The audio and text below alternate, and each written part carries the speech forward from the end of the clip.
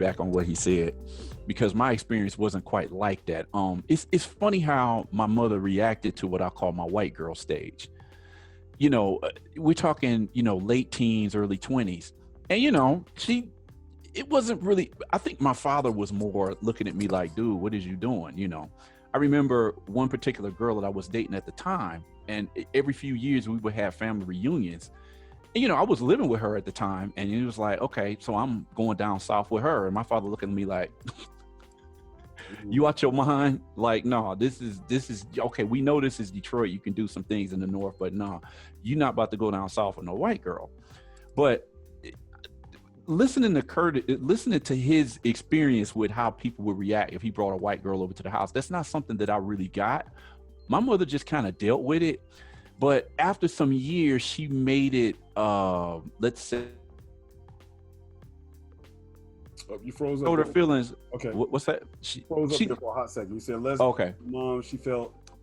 Yeah, she didn't never say like, don't bring no white girls over here. But there was a certain point where I had these enormous posters, these white girls on my wall, like Cindy Crawford and Paulina Poroskova, whatever her name was, one of them top models or whatever. And I just remember she walked in my room and she looked in the wall like she was disgusted. She walked out of the room and slammed the door. She never said to me like, Mark, stop bringing in white girls over here. But she made it clear that she was really uncomfortable with that. T-Real, what say you? And repeat the question just so I can go ahead and make sure I answer it correctly. We'll segue right on into it. We know certainly in Kurt's household, showing up at the family reunion or any other event with a white girl, and I can tell you from experience, is not going to be tolerated. Mark may not have much said to him about it, but Mom don't want to see him on the posters, that's for sure. What about you? First, if you would have had, let's see, who in your generation? I don't know, if you would have had, who was the hot white? If you would have had Britney Spears on your wall, or that's a little bit, just a tad bit before me, technically. Wow. Just a tad bit. I'm 97, so she is a little. Old. Damn. I've been out the game so long, I don't even know the end. I'm out. Ariana Grande. Okay, you see, I don't even know. Yeah. Ariana Grande. Okay. Okay, so. I mean, I never had posters on the wall, not of her. Like I said, it's always, like I said, it was growing up. It might have been Vanessa Hudgens, who was Hispanic. Okay. So, and Beyonce. Those were when I was growing up. That was kind of the two.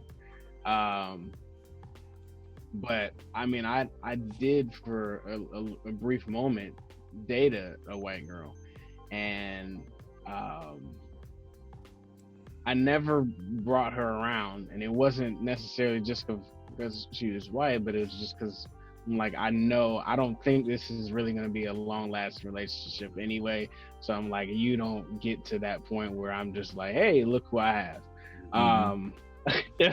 What I will say, as far as I'll speak from the opposite of how it was when I met her folks and her family, and when we went to a restaurant that I don't know if they have a Longhorn kind of where you're at or anything, but the vibe is not really advantageous for someone that looks like us. So just going there, and I can't think of the name of the picture, but if you know the old picture of the white guy with the pitchfork and the big top hat holding, and his wife is literally how they looked. Exactly. They looked exactly like that. Like, it was scary, like just the fact that they look like that. And they're from like Tennessee, so it's real. And fast forward into, they were nice when I was around them and all of that, but fast forward to her black friend later on that told me on why, things didn't kind of work out, was the fact that, her father said that, no matter what, I'll never like him. He'll never get my approval. And we were fine that entire time, just talking and stuff. I had actually got a flat tire that day leaving. It was just flat out there in the parking lot, and he it happened to be like a Pet Boys or something right next door. He helped me go ahead and make sure we got it taken care of, everything. I wouldn't have, Christian man, all of that, would have never thought. And then to hear that, and I was like, wow, just at the fact that you could really be like that to my face, and that's the thought process that you have in the back of your head. So, I give it from that perspective. That's my answer. I was going to ask if he was a born again Christian, so I'm glad you said that. Well, obviously, in full disclosure, I would say I went through my white girl stage, but I don't know if we'll say I'm still in it because I'm married to one now. But I would say I'm not in it. However, I certainly still have that reaction, whether we're talking about from family or whether we're talking about being out in public. There's that reaction that I think on one end, people they never know how to take me anyway, because if we're talking about race, I think they expect me to sound like O.J. Simpson in one regard, but then on the other hand, they still see this white girl with me. And I mean, I guess let's be proper and say this white woman with me. And then they see my kids. I look at how we got that way at my family. As I said earlier, I could see the progression with my dad and with my mom, that generally, I could think of the time that we cleaned the house, probably the best we ever cleaned it was because some white folks from church were coming over. Man, we cleaned that house so good. You would have thought the president and his wife were coming through. And so when those little things happen, but I remember it was I'll say race wasn't thoroughly, truly discussed until I started running into what you mentioned, T-Rail. I started running into white fathers and white parents. And I'll never forget my mom saying what hurt her was her son was never accepted the way that she accepted the white girl that was coming into her home. My mother never treated them any different. My mother never was like, oh, it's this white girl, like Kurt said, hey, she got to stay outside or anything like that. No, they were accepted in our house just like you guys would be accepted. Anybody was accepted. But it hurt her that I wasn't accepted to go into those girls' houses because of their family. No matter what a good student I was, no matter how I taught, it didn't matter. As you said, T-Real, that's just how it's going to be because of this. But to now bring that around back again to you, Kurt, because let me add this. I think the hard part about this is I almost still wish, like, well, come on, mom and dad, could y'all have really then explain this race game to me a little bit better instead of me just learning about Rosa Parks and MLK in school. And I think maybe we feel that black folks learn black history because we live in a black neighborhood. And I don't think that's the case. Go ahead, Kurt. Not at all. So it's actually ironic because my oldest daughter, Austin, was raised in Ann Arbor. And I remember my mother saying like the same things that we said to Austin, how the world really was. And you'll find out soon enough.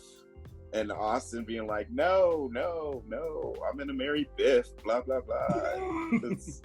And when she came back, like Austin was eating like chicken breasts and broccoli with no seasoning and doing yoga and working out. And after her first year in college, she came back as Sister Soldier and is still that way, and like militant black lesbian, like I'm not taking any of this, I'm fighting the man. I'm getting a PhD in African American studies, just like, and it was like, who are you and what did you do with our child? It's just like, okay, I was just rebelling as a teenager. Everything you said was true. So what was her wake up moment?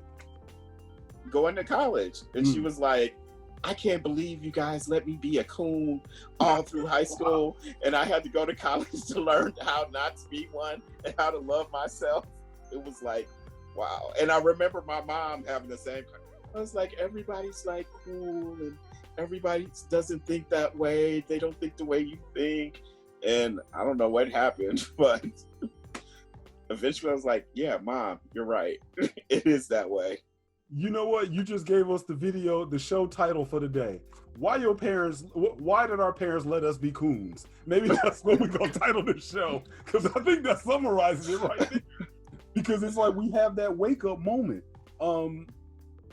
Mark, how do you change that? How have you changed